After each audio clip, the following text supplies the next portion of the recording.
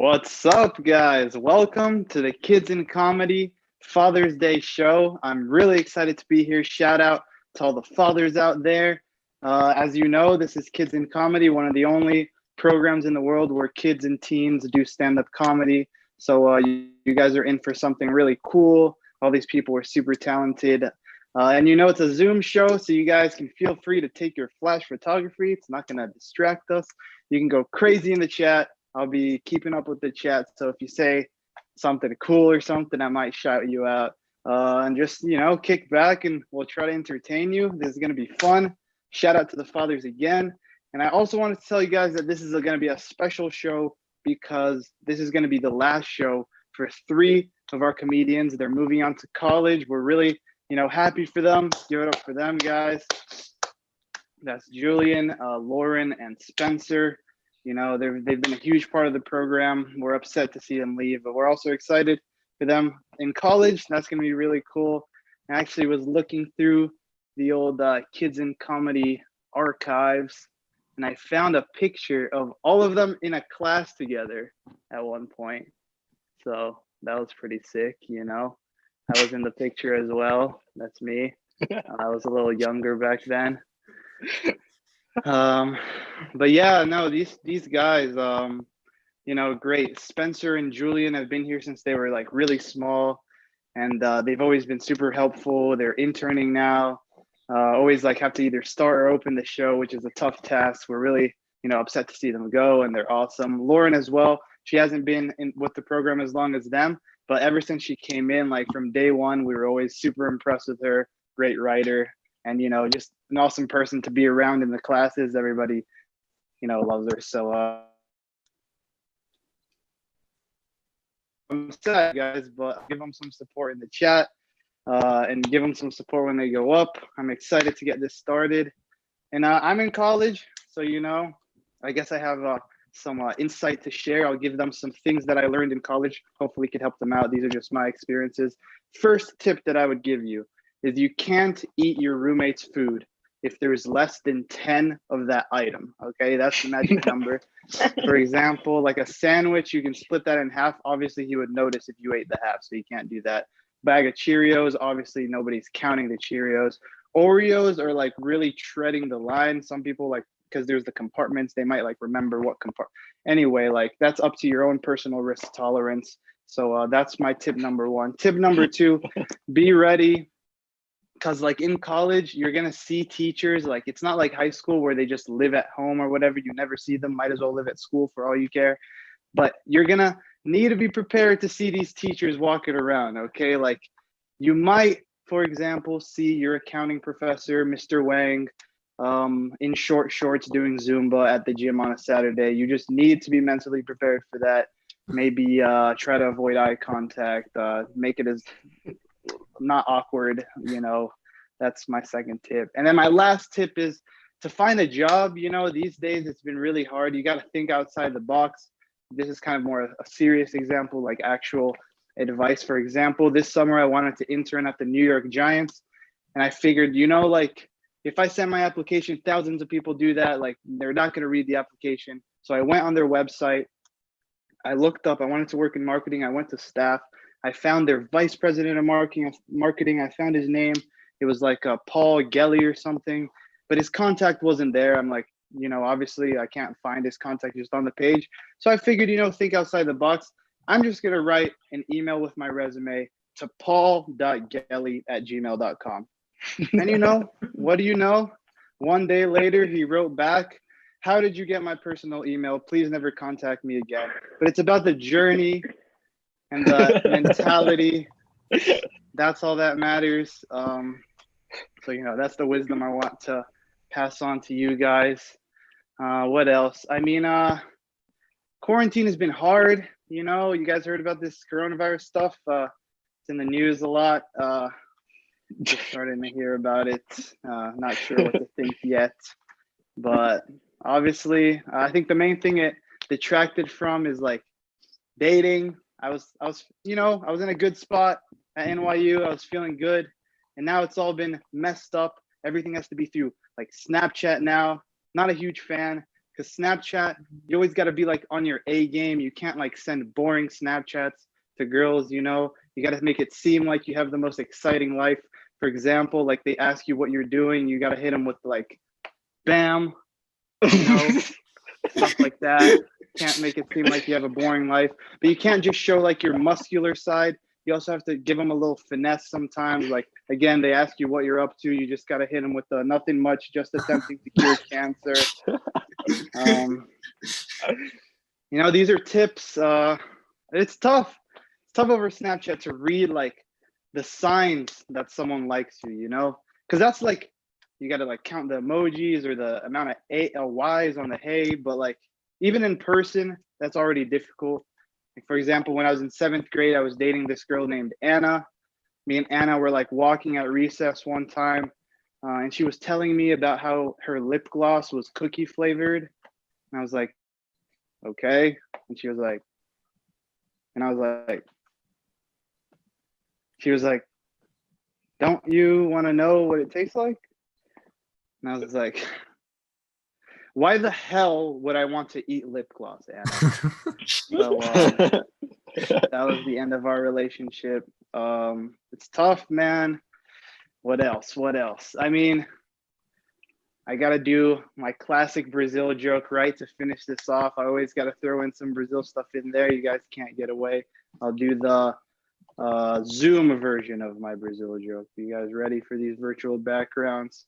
So, you know, I'm from Brazil, guys. Last time I said I was from Brazil at a show, somebody came up to me after a show, this guy right here, and he was like, hey, what part of Brazil are you from? And I was like, São Paulo. And he was like, well, you don't say that like you're from Brazil. Because I was supposed to be like, São Paulo, you know? I don't know. And then this guy, like, he wouldn't give it up. He kept getting like angrier and angrier. He was like, you know, he turned into a bald fat man. He's like, are you actually from Brazil? Like, prove you're from Brazil. Like, I hate when people say they're from Brazil. They're not actually from Brazil. If you're actually from Brazil, prove it. Come on, prove you're from Brazil. You guys know what's coming. So I robbed him. That's right. The classic robbery. That's the Brazil joke right there. You guys have heard it 1,000 times. It never gets old. Thank you very much. I'm Luca. I'm your host. And are you guys ready to get the show started? Let's hear some claps from the comics in the room, please. Give me some help here. Yes, I'm very excited. And to kick off our Father's Day show, I'm very excited to announce this next comic. She's one of the comics who's leaving. Give it up for Lauren White. Yeah. Happy Father's Day to all the dads out there, or honestly, just all the Pearl Jam fans out there. And I don't know about you guys, but I feel like Mother's Day gets a lot more press than Father's Day. Like every commercial that you see around Mother's Day will be like, to all the beautiful women who inspire us, empower us, and love us. You are our heroes, and thank you for all your sacrifices.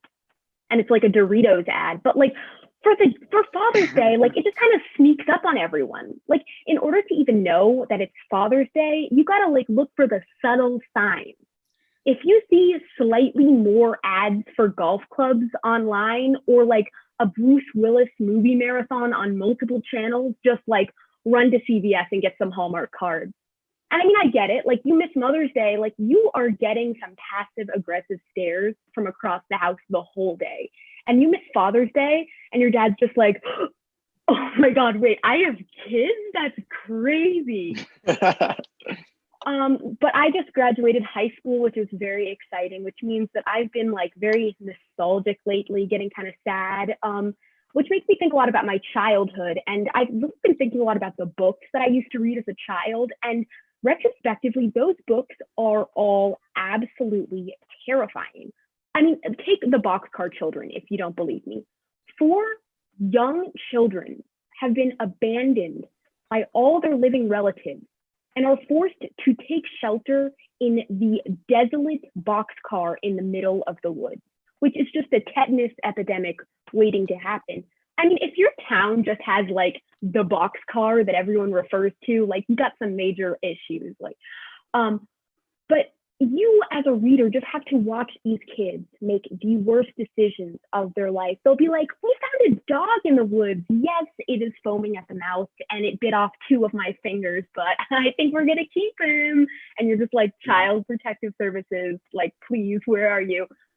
But also Nancy Drew, like that one seems like a fine book, but it's really about a middle schooler who is forced to solve little felonies instead of, I don't know, like law enforcement.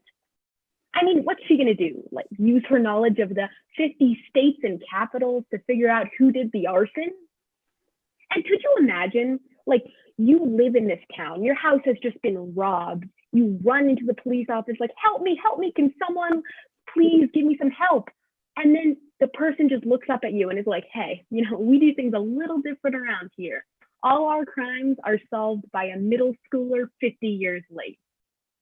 But no, the worst book of all time, like you can't even debate me on this, it's gotta be Bridge to Terabithia. I mean, I can't say it any better, but I do comedy today because I read Bridge to Terabithia as a child. And I can just picture the wide-eyed author straight out of an MFA program of some sort, like sitting down to write this book saying, you know what I think would be a great lesson for all kids? If you have a best friend and you love them more than anyone in the world, get ready because they're going to die violently right before your eyes. You know, stuff. But I feel really good having finished high school, you know. I don't know about you, but I feel really bad for the juniors who have to like deal with the whole college process. And I feel like I have a lot of advice as a senior. And so what better way to do it than to share some of the things I've learned with you with all of the viewers who might be watching at home. And, you know, parents during the college process will take it upon you to really ask you about a lot of things during the college process. Oh, where are you applying? Did you consider this school? What's your SAT score? And you see, the thing is, I think it's totally fine if parents want to ask you one of the most awful questions about one of the most awful topics of all time. I just think it's fair if kids get to ask them questions back. Like, oh, where'd you apply early? Like, oh, how was your colonoscopy last week? I want all the dirty details. Or, oh, what are you thinking for regular? It's looking good, right? Oh, have you always been bald? Had a gaping bald spot in the back of your head? Yikes. Or, you know, talking about college, how's that debt going for you? Oh, that sounds nasty. But I feel like all college stuff, like it all sounds exactly the same. Whenever schools will talk about the types of students that they're looking for in their institution, they'll be like, you know, what defines a student at all? Illustrious university. I don't know why there's a British accent, but we're just going to go with it. Kids are engaged, smart, curious, worldwide learners. It's like, okay, those are the most vague adjectives you could have used. That's like going house shopping and being like, you know, I think I'm looking for something with like walls, you know, a ceiling. I think colleges should just be more upfront about what they're actually looking for. Like instead of saying things like, we want kids who are independent, say things like, do you know how to do your own laundry? Or instead of saying things like, we want our kids to be intellectual, say things like, did the last book you read have pictures in it? Or instead of saying things like, we want kids who are mature and well-adjusted, say things like, can you say the words Homo erectus without laughing? Yeah, that's what we thought. But I don't know about you, I feel like I've gotten a little stir crazy during quarantine. So I took it upon myself to make for you guys a free European vacation courtesy of all of the selfies I took during my family's trip to Italy in 2013. So without further ado, here we are at the Colosseum. You know, it's a beautiful ancient artifact, and anyone knows that really. So I think that you should really look at the other things in the photograph. Like, look, you have a really cool Roman bus in the background, and you know, you might be thinking that looks like a regular bus, but come on, it's in Italy. And you've also got me taking up 90% of the picture. And if you look at my face, you can actually tell exactly what I'm thinking, which is, I don't know what deodorant is, and you can definitely tell. But now we're going south to the wonderful Firenze, and we've got this beautiful cityscape right behind us, just magnificent views. But I think we all know what Florence looks like. But you know what you probably didn't know? That bush right next to me is actually the most famous bush in all of Italy, the Busciaroni, if you will. And if you look closely at this selfie of me, you can see that I'm wearing a J. Crew shirt that I was approximately 42 and a half years too young for. And I've also got a hairstyle that says, am I a girl or am I an 8-year-old boy in a Mormon choir? That's up to you to decide. But now we've made it to the Canals of Venezia. And, you know, everyone knows what the canals look like. They're pretty famous. But you know what not everyone does know? That gondolier right behind us had the worst breath I have ever smelled in my entire life. You know, you learn something new every single day. But, you know, maybe Italy's too far away. You maybe want something a little closer to home. Here is the Lincoln Memorial. That's right, famous monument. And if you look really close at this picture, I mean, not at the Lincoln Memorial, at me, you can actually see right into my brain and tell exactly what I am thinking, which is, wow, I'm wearing sunglasses so no one knows that my eyes are closed. Or what about this? The Constitution, our founding document. And I'm wondering, is this the real Constitution or is this a copy? But you know, I'd like to ask you something. Would they put this really cool black frame on a fake Constitution? You answer that for me. I mean, whatever, it doesn't matter. But the only thing I really can tell you is that dude right there is definitely the founding father of our country.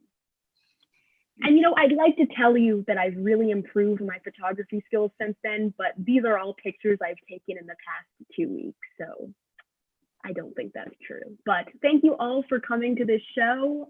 Enjoy the rest of the show and stay healthy. Thank you all. Yeah. Thank you so much, Lauren. That was awesome. You know, every time you say Homo erectus, I laugh. So that's big positive. And thanks so much. This was her last show and she killed as usual. And the next comic coming to the stage, you're going to love her. Give it up for Maya Arden. Hi, I'm Maya Arden. And my family, you know, well, first of all, happy Father's Day to the fathers, present and past, our founding fathers, which Lauren so greatly got a picture of for us and their beautiful work. So happy Father's Day to everyone. So my family, we're kind of different, you know, we're pretty like spiritual. My parents meditate, which is like before it was cool. And so one day my mom dragged me into the store called Candles R Us, where they sell like candles and like beads and like super spiritual things. And she picked up this little Buddha and said, "Wouldn't this look great in my shower?" I said, "Mom, wait, you want a little fat man to watch you shower? Isn't that dad's job?" But seriously, as everyone knows, it's Father's Day. And my dad, like most dads, really likes classic rock. And one of his favorite bands is Jethro Tull. And I always thought that Jethro Tull was like the lead singer. And I just recently found out, I was in my global studies class, my history class, and we were talking about the agricultural revolution. And my teacher said that the man who invented the seed mill, which is like it plants seeds for you, his name was Jethro Tull. So I raised my hand and I said, "Is that like the band or like the singer?" And he said, "Yes." So I was like, maybe he really liked classic rock. Or what was the meeting like? So, you know, maybe they were all in a room like, "Dude, for a super radical band, we got to think of a super radical name of a super radical inventor. How about like Eli Whitney, you know, the inventor of the cotton gin?" I was like, "Dude, that's way too controversial." Okay. How about like Cotton Mathers? It's like, And sure, he was involved in the Salem witch trials, but like whatever, dude. What is it with you and cotton? Like polyester is where it's at. So okay. How about Jethro Tull? He made like an automatic seed planter. He planted mad seeds, dude. So my dad really likes Jethro Tull. And while I'm on the topic of kind of history, I really love history, but history doesn't really love me. As you know, I don't ask the best questions. So we were talking about the French Revolution and like the Napoleonic Wars. And I was thinking, so I raised my hand. I said, I have kind of a stupid question. And my teacher said, no, Maya, there are no stupid questions. So I said, okay, did Napoleon invent Neapolitan ice cream? And he said, I take that back. There are stupid questions, and that was one of them. So once we go back to school, just don't ask about ice cream in history class. Now, many of you may have heard my bit. Well, not my bit. This is my life, actually. There's an 80-year-old man living inside of me, and his name is Irving. Now, Irving is also a father, and he tells me all these stories about his past and his kids. You know, one time he went to Dodgers Stadium when the Dodgers was still in Brooklyn. He went to Dodger Stadium with his kid, and he had a big comb over. So it was windy, and his comb over was like blowing in the wind, like a car thing. It was blowing in the wind. And so he gave his kid money. He said, go get a baseball hat. And his son was like, ooh, yay, souvenirs, fun. So he went to get the baseball hat, and then he came back and he said, wait, they have baseball hats, but they also have these huge foam fingers that say that tell everyone that we're number one. And Irving was still sitting there like with his thing blowing in the wind. He said, just get the hat. So now Irving doesn't talk to his son anymore. So we celebrate Father's Day alone. Also, thank you to all of the graduating seniors. You have given me some very big shoes to fill, and I have pretty small feet, so that should be interesting. Thank you. Yeah. Thank you so much, Maya. That was awesome. And thank you, all the people in the chat. Share it up. I'll keep checking in, loving it. And your next comic coming to the stage, he was also in that picture that I showed you earlier from the class picture with all the three people. And he's a very funny guy. Give it up for Sebastian Carlson. Yeah. Hello, everyone. So yes, my name is Sebastian Carlson. And as I'm sure you all know by this point, quarantine can be tough. And it's not even like the character development type of tough that I can write about in a college essay eventually, because apparently everyone's going through it. And yes, while I agree it's super important to stay indoors, I find it funny that this is what runs through some people's heads.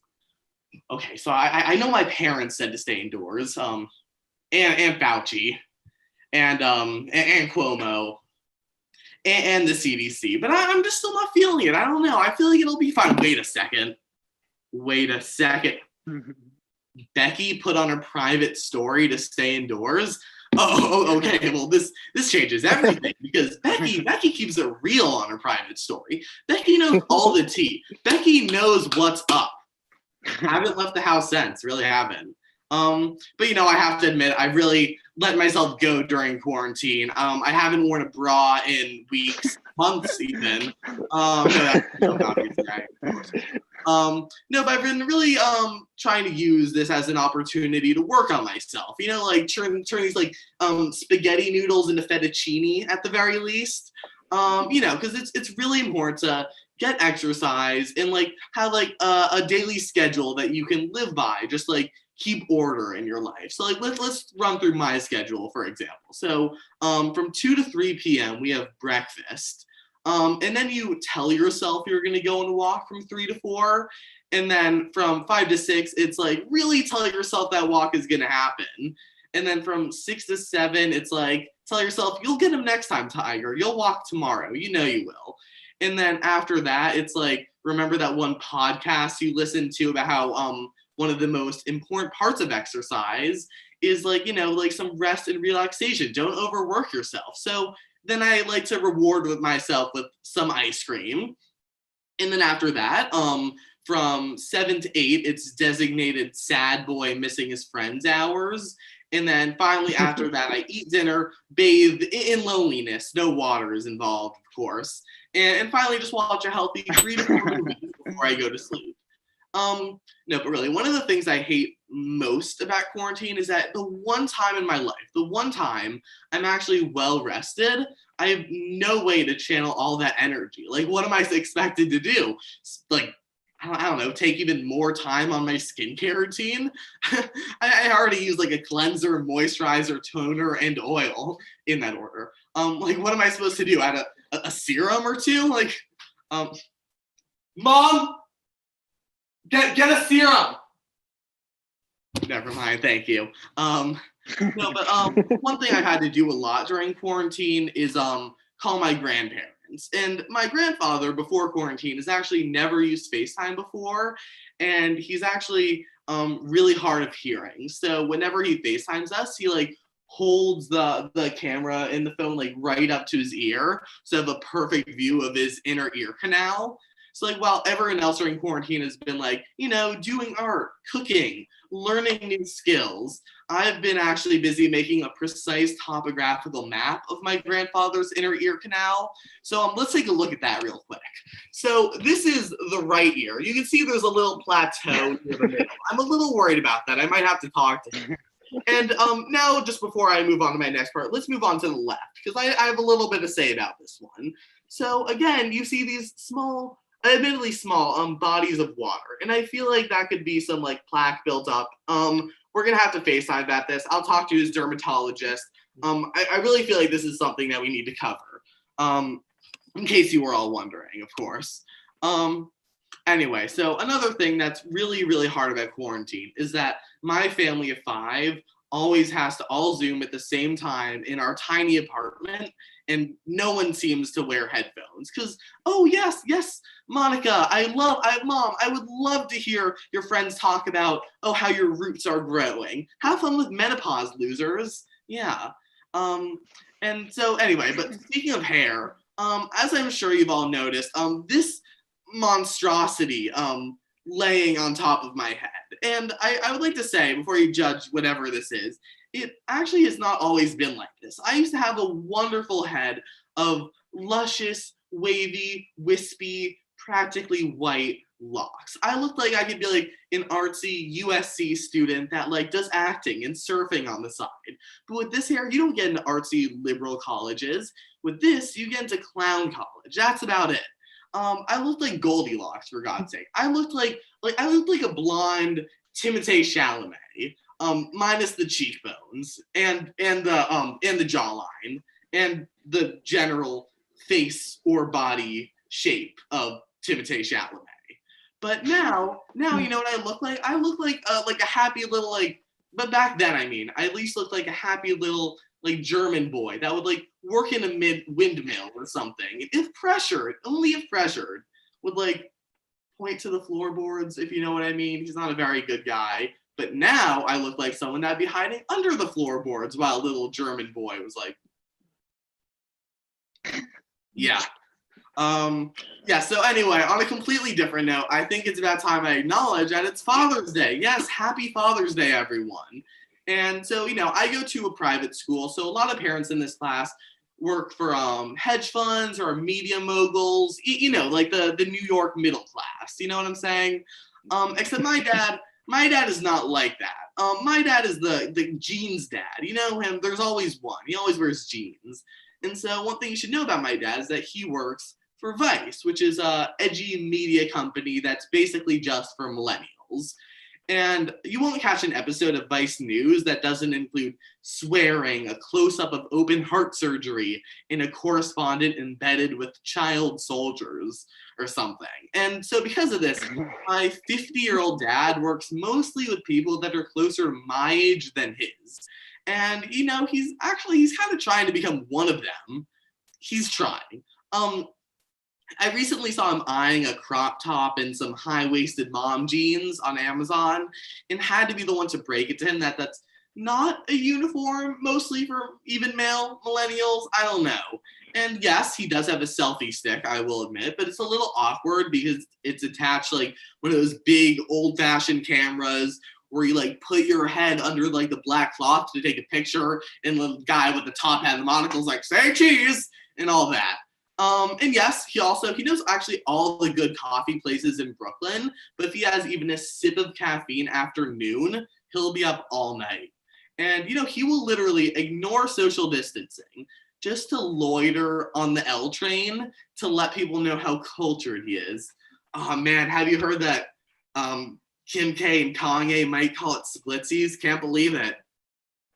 I mean, yeah, I have, but this is the 10th time you've pulled me over this week, Nicholas. Hello.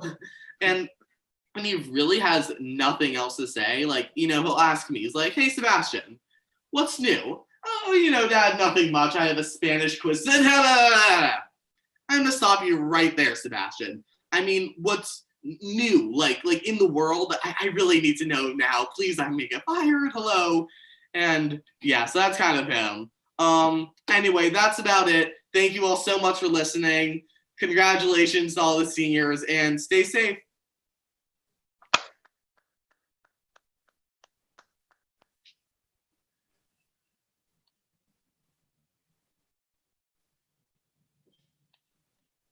Uh-oh. Uh-oh.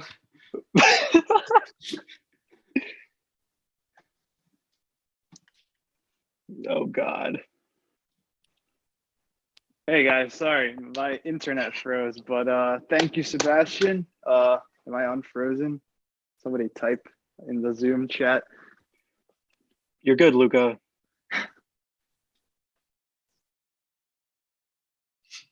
Or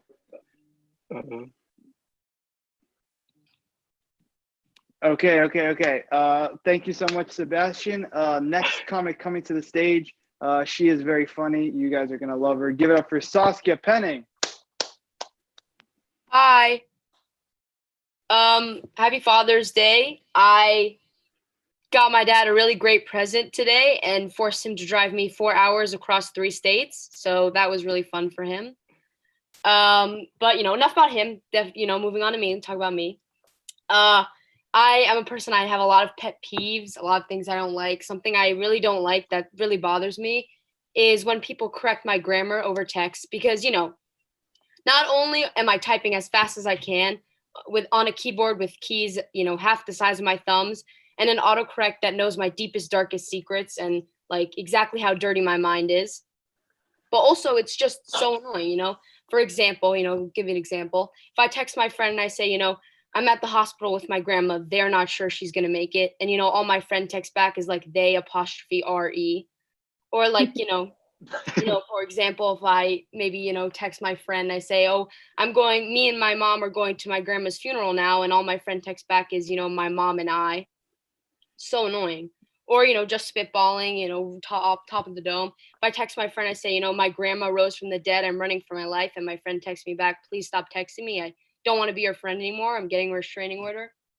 So annoying. I hate it. Probably one of the reasons I'm not such a great texter is because I'm a very inappropriate person. I say a lot of inappropriate jokes. I feel like that comes with part of being a comedian, but that's why I think it would be a really great idea if someone created a menu that had like all the inappropriate possible jokes for appropriate situations, and they had the price on it so I could see, if it was worth it. So I'll give an example, right? Maybe like, visiting your grandparent with Alzheimer's, right? Very appropriate situation, but there's a lot of possible inappropriate jokes. So, you have them all laid out. So there's like the less risky ones, right? Like you're meeting grandparent with Alzheimer's and you're like, hey, remember me? Something simple like that. Or, you're meeting a grandparent with Alzheimer's. This could be substituted with, remember last time you saw me and you said you were going to give me $20 next time? Something simple like that. Not very risky. And then, because it's not very risky, it won't have a very high price. So it would just be something like harsh judgment from like most of the people present in the room and God. Something like that. Very simple. And then, you have the more risky ones, the more inappropriate ones getting up there. Like you're visiting a grandparent with Alzheimer's and you're wait for a lull in the conversation. You're like, hey, anyone up for a game of memory? And something a little bit more risky like that would be a higher price. So it could be like possible disownment from your entire family. Something like that, more risky. And then, of course, there's also the secret menu too, right? But I can't even say that without being smited, so I'll just leave it as is. Not only am I a bad texter and inappropriate, I feel like I'm probably also going to be a pretty bad parent. I don't know if I'm going to be good at having kids, but, not because of like neglect or anything or not letting them be who they want to be, because I'm going to force them to be cool. I will not let them be losers because, I want them to lead the life that I didn't get to lead. So, I'll probably start with, dropping a few hints. Maybe I'll go away for a weekend. I'll be like, wow, I sure hope nobody throws any parties, especially since I'll be really far away and have no cell connection at all. Something like that, Or maybe I'll start stealing one piece out of the puzzles they like to do every Saturday afternoon. And then if that doesn't work, I'll take it up a notch. I'll start taking action. I'll start sneaking in my daughter's rooms at midnight, cutting all of her shirts into crop tops, something like that. Or, maybe I'll start setting curfews, but not for the latest they can come home. For the earliest, I'll let them in. If you come home before 12, I'm not letting you in. I don't care. You can sleep on the lawn. If you get hypothermia, that's the price you have to pay for not having plans on a Saturday night. It is what it is. And then if it's still not working, I'm really, really, really, really going to take it up. I'm going to take action. And, I'll start rewarding them for every party they go to. I'll fulfill their asthma prescription. Breathing is a privilege you need to earn. Or, if that really doesn't work and all they want to do is stay inside all day and, read Harry Potter books, I'll start, maybe slipping a little cocaine into their Nesquiks every now and then, whatever it takes to get them really going. No, yeah, but I'm not a parent yet, still dealing with teenage stuff, kid problems, school problems. I feel, gun control, definitely one of those kid problems, something we have to deal with at school, which, there is just bad because obviously we need more, gun control laws and stuff, but the way they're dealing with it is just terrible. They're not doing a good job at all. First they were talking about, arming teachers, which is like the worst idea ever because, I know how annoying I am in class and it's like the last thing I need. And, also these people making these laws, the politicians, that kind of thing, they don't even have to go to school. It doesn't even concern them. They're not even the people getting bothered, right? It's like if there was an outbreak of robberies that were only happening in barbershops and they let bald people make all the rules about it. Thank you. That's my set. Thank you. Yeah. Thank you, Saskia. And sorry, Sebastian, Saskia, my thing cut out. I moved. I have better internet now, so I hope that wasn't too jarring. I can really tell from my end. But thanks again. That was an awesome set. Coming up next, she is very talented. We all love her around here. Give it up for Petra Popper Friedman. Hi. I put on some makeup for today's show, which is exciting. And something that I've only really been doing recently. Because I was watching a performance of myself a few months ago, and as soon as I stepped onto the stage light, my skin kind of took on the consistency of like undercooked chicken. Like I kind of come across as the sweaty ghost of skincare past. But I had never really considered makeup before because my mom hates it. And from like a very young age, she was always like, Petra, eyeshadow is the patriarchy. They're going to come for your wages. God is my witness. I'm not going to let them have your upper eye skin. She didn't actually say that. She's an atheist, so she was like, there is no God, but the devil exists and it's mascara. Regardless, I decided to start wearing some makeup for shows like this because I didn't want to always look like I had food poisoning. It creates a bad dynamic with the audience. And I found that it's really daunting because if you're not really part of that world, to join it late is kind of scary. And there's like steps to it. You don't just go to a makeup store right away. It's like, you borrow some eyeliner from Cool Cousin Betty, and then there's like a lipstick catastrophe at the 8th grade dance, and then Sephora. And I can't get Cool Cousin Betty to give me her eyeliner, so it's a non-starter. And even if I had all of those prerequisites, I don't know how Sephora works. It's like you walk in and you're like, hello, I would like to buy one makeup, please, to go. And then a woman who's just like a walking stick of bronzer is like, do you have a reservation? And I don't have a reservation. And also their foundation is not farm to table, which is not sustainable, so I have to go. I eventually decided to go to CVS because I completely understand how it works. You can get makeup, you can also get dog food and tampons. It's the American dream. And so I finally had all my makeup. I was really excited. This was about 2 months ago that I was going to first be using it. And I woke up that morning of the show and I had this red spot on my nose. And I was like, well, great, this is what makeup is for. And it was that fateful moment when I realized that having makeup is not the same as knowing how to use makeup.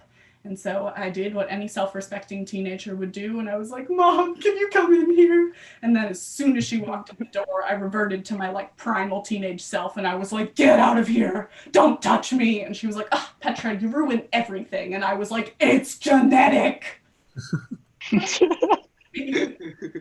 Speaking of parents, today is Father's Day, which is really exciting. Quarantine has been interesting. It's really brought out the inner amateur handyman inside my dad. I have a working theory that in the cerebral cortex of every father is a dormant plumber, and it only comes out in times of crisis, or if someone says a trigger phrase like, does anyone have a socket wrench? And then whatever dad is in the vicinity is like, I do. And instantly his entire left brain is converted into the manual on how to fix the sink. My dad has been actually super productive during quarantine. He fixed 4 major appliances in our house that was broken, which was amazing. But because he's not a professional, there's always a weird grace period where it's the dishwasher works, but you have to hit it twice, or the fridge door does close, but all the lights have to be off in all of Lower Manhattan. And oh no, don't try the dryer yet, it's not ready. But if you slip a 20 at the door and say that you know Sheila, it'll do a spin cycle for you. His approach to mechanics is kind of like the Code of Hammurabi, in that there's a lot of intense barbering with the machines, and then he says the reason he doesn't understand the instructions is because they're in Babylonian. So there you go. I've been doing a lot of reflecting recently. I think we all have, especially because it's quarantine, so you can't go outside and make new exciting memories, so we're just kind of flipping through reruns at this point. And I've been thinking a lot specifically about middle school, which is a very turbulent time. I think it's that way for everybody, but specifically for me, because middle school was when I realized that I was gay. And that's, a surprising and perhaps shocking thing to learn about yourself. And so I remember in middle school, to kind of understand my sexuality better, I decided to join my school's GSA, which is a club for LGBTQ plus kids, and then also straight cisgender allies. And there were 12 of us in the club, and then 11 allies. So you do the math. Yeah, that's what it means. So I don't know what they would have done if I hadn't been there. If I had decided to go to math team that day, they would have just been sitting in a circle so, you guys support gay marriage? Yeah? Cool. Cool. We adjourned? I don't know. Luckily, I was there. But I thought that this meant, great, I'm the only one, the club is going to be centered around supporting me. Oh no. As I would learn, straight people, much like an aggressive couple making out on the subway, are very good at taking up space that is not theirs. And so the thing that I remember specifically was we had to do this presentation for the school where it was talking about homophobia that we had seen in our community. And I was out to the club, but I wasn't out to the school at large. So for anyone watching it, it looked like 12 straight cisgender kids talking about how homophobia had affected them, which I think is something we'd be a little bit less tone deaf about today. That's like if in the current pandemic, a bunch of celebrities took videos from their mansions singing Imagine to solve the health crisis. So hard to do for you. Anyway, so we were doing this presentation, and the center of the presentation, again, not me, the center was this straight girl named Amanda, because she had this harrowing story to tell everyone. And she was like, I was on the playground, and some kids were quoting a line from the movie Pitch Perfect, in which a character says, let's be honest, like a play on the phrase, let's be honest, and the word lesbian. And I was really affected by that, and we were all like, yes, Amanda, speak your truth.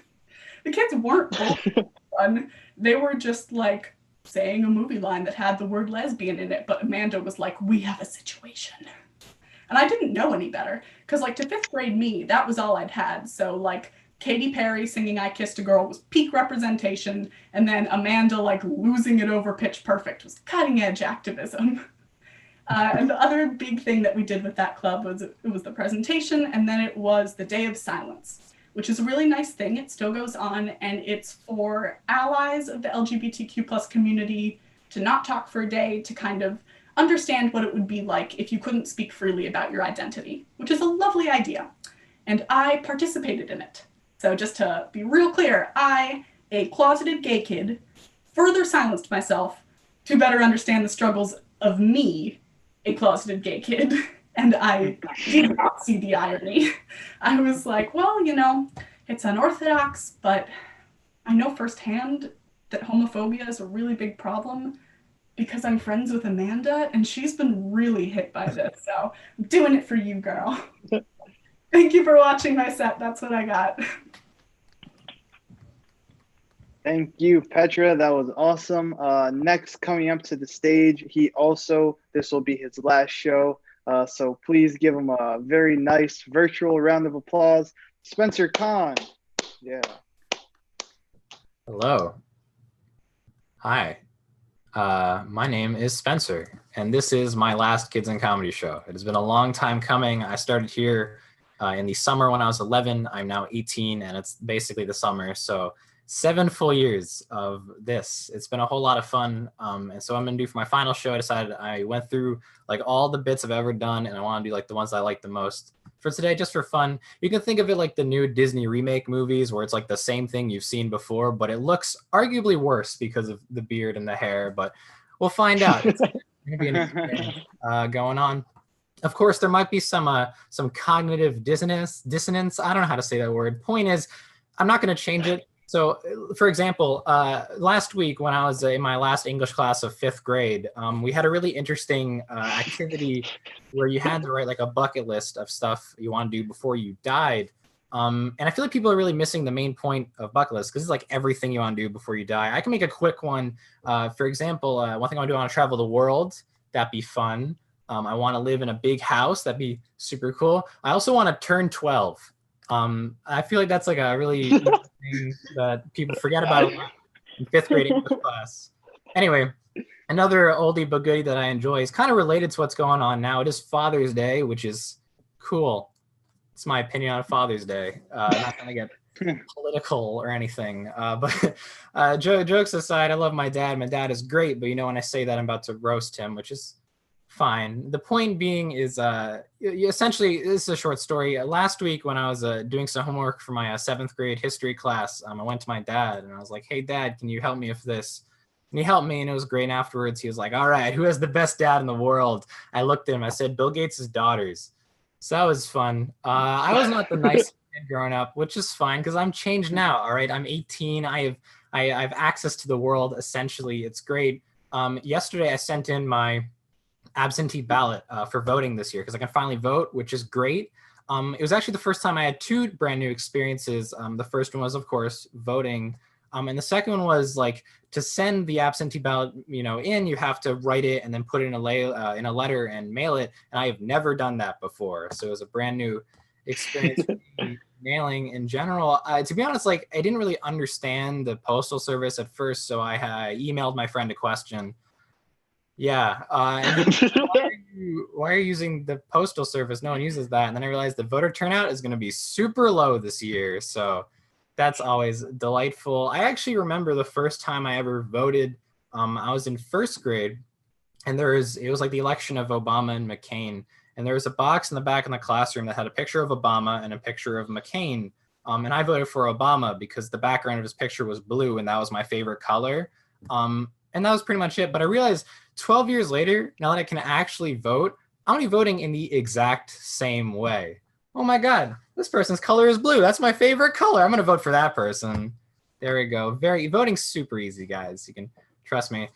Anyways, you could tell from my last bit about talking about email versus mail. I live a very ironic life. That was really like a big moment for me. I realized that last year during the climate strike, there's a big day where all the kids that I'm went off, told the world polluting work, but idea at the time.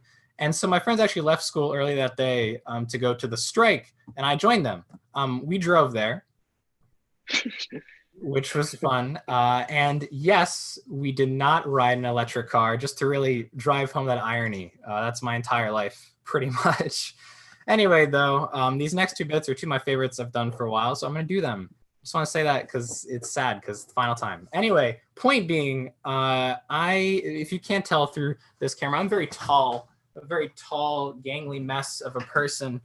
And so there's a lot of experiences that are just kind of like normal for other people and bad for me. For example, when you sit in the back of a car and there's like the middle seat that's like weirdly higher than the rest, I just can't. Like I die if I sit in that seat. No one understands the struggle. But another thing that's like kind of hard for me is you guys know like the pediatrician, like the little kids doctor.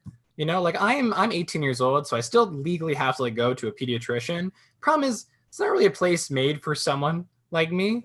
Like when they measure me, they just have to stack 2 nurses on top of each other. And stand on the scale, doesn't even say a number, it just says, wow, it's a fat baby. That's my whole life. Speaking of baby, I was born once no one joined me ever because I'm an only child. That's a weird way of phrasing that. The point being is I'm an only kid, and it was a weird experience growing up in general. And I feel like a lot of people don't understand the struggles that only children go through. For example, we used to play only children do this thing where we play a lot of games by ourselves. For example, you guys know the game hide and seek? I played something similar called Hide. It's a pretty easy game. What you do is you find a closet and then you sit in it for 2 hours and then you win. And that's the game. It's really a whole lot of fun. Another game I used to play, you guys know that game Catch? I played something similar called Throw. What you do, and it's a bit complicated, so stick with me. What you do is you get a ball and then you throw it. That's the game. Really, my childhood was just so much fun. Anyway, this is an oldie that I haven't done. It used to be my closer, so I'm going to do it now. So being stuck in Corona world, I've been kind of sat in this chair, and this chair is possibly the worst thing to be stuck in because it is like the least comfortable chair ever, but it has one benefit, and that's this, which is great. This is a swivel chair, which is pretty useful whenever you need to turn. That's it. But swivel chairs are very weird. Growing up, I was very confused. Like, why would someone want to make a chair that turns? Doesn't that defeat the purpose of sitting forward and looking at your teacher in school or whatever? So I researched it a bit many years ago, and I found out that the guy who invented the swivel chair was Thomas Jefferson. I'm not joking. The President of the United States invented the swivel chair, which is pretty cool. But then it made me think, why was this chair invented? What was the purpose of having this chair? And then I realized it, right? So this chair was made during the American Revolution, okay? And there's got to be some kind of like secret war purpose of this chair. And I think I found it. And it's very easy. You see, essentially, there's a hill and there's a line of Americans and they're all in their swivel chairs and their backs are towards the British, you know? The British are coming like, oh my God, stupid Americans, their backs are turned to us. They'll never see us coming. And then one by one, the Americans are like, my chair's turned. British are like, oh my God, they're so technologically advanced. And the Americans are like, boom, you're dead now. And that's how we won the American Revolution. Glad that can be accurate to nowadays. Another old thing I used to do in terms of like old chairs, old technology stuff, I was cleaning up my room and I found this really old piece of technology called the Walkman. You know, that is a weird old little thing. And I brought it to my dad because he knows about this stuff. And I was like, what is this? And he's like, oh, it's a Walkman, because I didn't know the name, but you get the point. He said it was a Walkman. I was like, that's weird. That sounds like the name of like a really lame superhero. Like, can you imagine if there actually was a superhero called the Walkman? Oh my God, there's a cat stuck in this tree. This looks like a job for Walkman.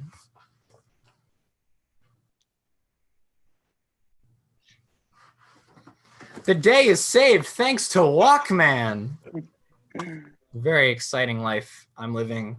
That's not true. Corona's kind of boring. There's not much to do nowadays. What I am doing a lot is watching TV. And I love watching like really dramatic TV series because you can kind of spread it out like one episode a night and it's like you're watching a drama unfold. But I can't really find many good dramas on TV. I can find plenty of non-dramas. In fact, I think I found like the least dramatic TV show, and it's got to be Guy Fieri's Diners, Drive-Ins, and Dives is the least dramatic TV show because he always likes the food. There's no conflict. He can go into a restaurant in the middle of nowhere, Arkansas, and they're like, here's a double fried hot dog filled with cheese. He's like, this is amazing. I love this. Like, all right, do you really love this guy? What is going on? I want to fight. I want a random episode where he just has something. He's like, nah, it's not doing it. This is my breaking point. I'm done. And then he just leaves set. Anyway, stuff like that was always interesting to me in terms of TV shows and not. I love watching the old Peanuts specials, the old Peanuts cartoons. Those are my favorite. My favorite, I don't know, Peanuts is weird. How do I explain it? Essentially, I have a weird opinion about it. I think Charlie Brown will be a much happier person if he went to a psychiatrist that cost more than 5 cents. I don't know. I would say in general that my favorite Peanuts character definitely gotta be this guy. It is, I have it right here. It's Schroeder. Love him. He's my favorite. What I love about Schroeder is he's very committed to his craft. As you can see, he's in fact breaking his back to play the piano. It's very tough life that he's living. But what I love the most about Schroeder is he's very like emotionally unchanged in a way. For example, there's a girl that liked him, Lucy, and she would come up to his piano every single time he'd play and say stuff like, "I love you, please marry me," stuff like that. And Schroeder did not say anything to her for 50 years. All right, that is a lot of commitment. Okay, that's very tough. I don't know. I was thinking about this the other day because I dated my girlfriend for about a year and a half, and after a year, I started getting a bunch of weird questions from friends in school because it's weird dating in school, And my friends could come up to me and be like, "Wow, Spencer, you've really been dating her for a very long time. How have you not run out of stuff to talk about?" And the answer was, we had a long time ago. But you see, it's very easy to generate conversation and talk about new stuff.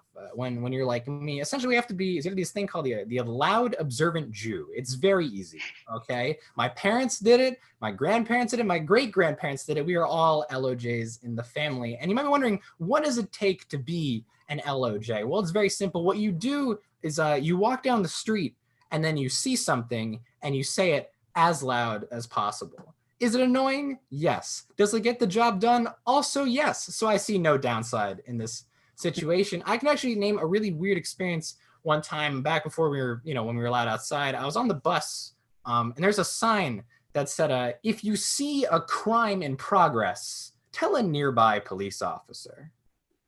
So I have several questions about this sign. Number one, if there's a crime in progress, and there's a nearby police officer, why do they not do anything about said crime in progress? Isn't that their one job, to stop these exact things? Number two, I'm a born and raised New Yorker. If I see a crime in progress, my number one thought is never, "Let's tell a police officer." It's, "Will this affect my commute?" And if the answer is yes, then I tell a police officer. Anyway, I wanted to think of like the best way I could end my sets here at Kids in Comedy. I think I found it. Essentially, we do this thing in person. We do pro shows in person. There's a section where kids go up and tell their own jokes for the audience. And before I even did any class here or performed at all, I went to one of these pro shows and I went up and I told a joke that day. So I thought no better way to end my Kids in Comedy time here by telling the exact same joke. So hopefully it's me. I don't know. Let's find out. Okay, here it is. So a few days ago, I was walking in the supermarket in the freezer section, and there's a freezer full of kid cuisine. It was full of kid cuisine. And all these kid cuisine boxes had the same sign on it that said, "Kid cuisine, now made with real peaches." Now made with real peaches. What was in it before? Fake peaches? And then I realized, wait a second. Kid cuisine must have meant cuisine made out of kids. That was the first joke I ever told the Kids in Comedy. So with that, I just want to say thank you. Special thank you to Joanne for running this whole thing. It's been a whole lot of fun. I like to just say thanks. That's pretty much it. That's all I have. Thank you so much, Spencer. Thank God that was also the only time you told that joke on a Kids in Comedy stage. No, but that was awesome. I really like that you brought up all the old stuff. It was really cool. I mean, I feel like I could recite all of those myself. Thanks so much for everything. And that was a great set. And now, are you guys ready for your last comic of the day? He is also leaving after this show. So I want you guys to give a nice welcome to Julian Gerber. Yeah. Thank you, Luca. I first have to say, hearing a lot of Spencer's old jokes, it was very nostalgic for me. And actually, his bit about going to the pediatrician and, like stacking two nurses on top of each other, it reminded me of a bit I started writing kind of recently, a couple months ago, but I never really went anywhere with it. So I decided I might as well go ahead and say it now. So, like Spencer, I still go to the pediatrician, even though I'm almost 18. And it feels weird because all the seats in the waiting room are like colorful cushions, whatever. So it feels like I feel out of place if I sit on those chairs, But in the corner, sort of in a secluded area, off to the side, there's these wooden benches that aren't colorful. So, I say to myself, okay, that I feel like that's more appropriate for my age. So I go and take a seat on those wooden benches, and I see people start to look at me, stare at me, a little bit. I'm not sure why. And then I look up and see a sign that says, "This seating is reserved for breastfeeding mothers." And I look around, and I am sitting next to 3 breastfeeding mothers. And I am not, in fact, a breastfeeding mother, not at the time at least. So yeah, and it's Father's Day is crazy, am I right? My dad and I, my dad and I, we decided to do a little father-son bonding today.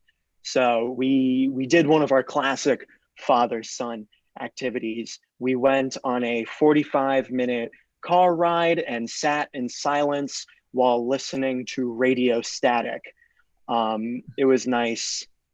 I like Spencer I've been a part of this program for not as long as Spencer, but a while, about 5-6 years, I think. So, and when I started doing stand-up, when I started writing this material, I was such a silly kid. My material was just so goofy. I actually, I want to share one of the premises of one of my first bits, and it was ridiculous. You guys aren't gonna believe it. So I was in 7th grade. It's classic 7th grader. You guys ever feel that crushing feeling of being forgotten after death, and that's your greatest fear, and it keeps you up at night sometimes? Yeah. So I'm graduating in a couple days. I'm graduating in a couple days, so I'm going to college next week, and next year, not next week. This show is just going phenomenally right now. But I'm going to college next year, and I finally know where I'm going, but I didn't know for quite a long time. And I actually found out later than most people because I was put on the wait list at a bunch of schools. And if you don't know what a college wait list looks like, really, or what it is, it's basically, it's like you're not accepted, but you're also not rejected. It's like if you ask a girl out and she goes, "Sure, but only after I ask out 2,000 other people. And then if I get rejected enough, then I'll go back to you. And then if you do actually go on a date, you still have to pay for dinner, and dinner costs $60,000 plus room and board. So it's not a great deal being on the wait list, but I was. And when they put you on the wait list, you have to give a response, fill out a form, and there's basically 3 responses you can give to a college if they put you on a wait list. Number one, please keep me on the wait list. Number two, take me off the wait list. Or number three, my parents are wealthy, you know what to do. So yeah, I'm currently, I was deciding between 1 and 3 for a while. But I finally went with 3, decided to donate a library. It was great. But at the time, I was actually, one of the colleges I was on the wait list for was Columbia University. And I was on the wait list for them, but at the same time, a lot of posts on Instagram and Facebook were protesting Columbia, for gentrifying Harlem, and they're large contractors of the NYPD, and so there were a lot of protests against Columbia, and rightfully so. So that kind of put me in a morally dicey situation, because on one hand, I want to be socially conscious. On the other hand, I also want to be accepted. So, I'm trying to protest like, oh yeah, you should ashamed of yourselves destroying this beautiful neighborhood, and rest assured, if you accept me, I will help you destroy this neighborhood. Yeah, it was, it's a tough moral situation, but I guess it worked a little bit, because I was accepted to Columbia. I did, I'm going there next year. If colleges are open, if that's a thing. But it's nice, because I was, born and raised in New York City, and my house is actually only 5 blocks away from Columbia. So on one hand, it's really nice because you already know I am never stepping foot into a Columbia bathroom. But on the other hand, it might be a little unfortunate because my dad will still be calling me every day asking what his AOL password is. I don't know, Dad. It's not my AOL account. Get Gmail. Never mind. But it's weird, being a New Yorker, going to a school in New York, because the welcome website and like all the welcome materials, they're all geared towards non-New Yorkers, So as a New Yorker, I'm looking at it, it's like, it's not true. It's not real. Like the website will be like, oh, we are surrounded with wonderful, authentic cultural cuisine. Like, really, Columbia, stop lying. The nearest ethnic food places are Chipotle and Panda Express. Just be honest. And they'll be like, you'll have so much access to the beautiful New York culture.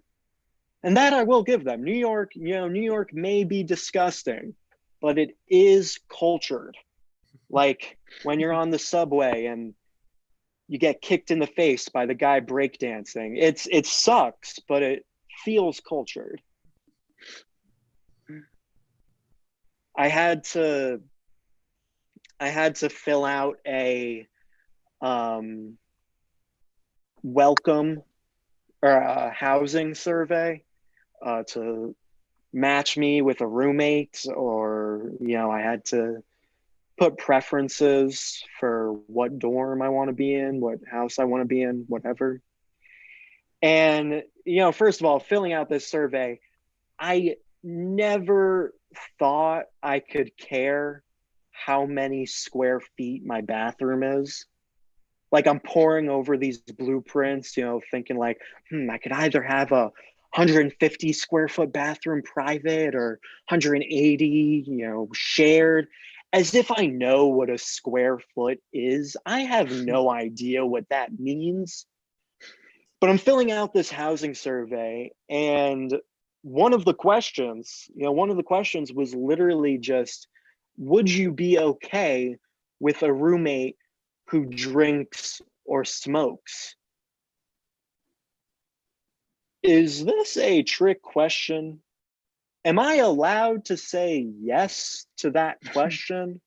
Or should I like play it safe? Like, absolutely not. Get those drunk hooligans out of my dorm right now. Feels like entrapment. But yeah, this is my last Kids in Comedy show. And I just want to say thank you to the directors of the program, Joanne and Stu, for not allowing me to talk about the sheer amount of drugs I am on a day-to-day basis, or just the copious amounts of sex I'm having just every day. Thank you. This has been fun. Thank you guys. Yeah. Thank you, Julian. Good call on that Columbia drug question. They would have arrested you on the spot if you had said yes. But that's our show, guys. Thank you, everybody on YouTube for watching. It was a lot of fun. Thank you for all the comics. Thank you to Joanne and Stu. And lastly, to finish it off, I want to say thank you to the 3 comics that are leaving today. Thank you for everything you've done for the program, all the work you've put in, all the years. You might not think about it a lot, but it's like Spencer said, whenever you guys would go up on stage at the pro shows and have a really good set, it would make the kids want to go up and tell their jokes too, and then come up to us later and ask about the classes. So, we don't think about it a lot, but you guys definitely inspired a lot of kids to start comedy, and I think you guys should be really proud of that. I think that's really cool. And you guys also made a big impact on all the friends that you made here, and we're definitely never going to forget you guys, and we're going to miss you guys a lot. So definitely please come back during college and visit us. And thank you guys again. It was a lot of fun, and we're going to miss you. Have fun in college. And thank you guys all for watching. Have a nice rest of the night, and happy Father's Day. Thank you. Thank you. Thank you. Thank you. Thanks for watching. We love you, Luca. Yeah, great job. Are we? Guys. That was a real mess of a set. Jesus. It was good. You really went crazy at the end. You did it. You said you were going to do that years ago. You did it. See, and you did it. You did it on the show that's going to be forever on YouTube now. So that was Look, good. if I get rescinded, that's it.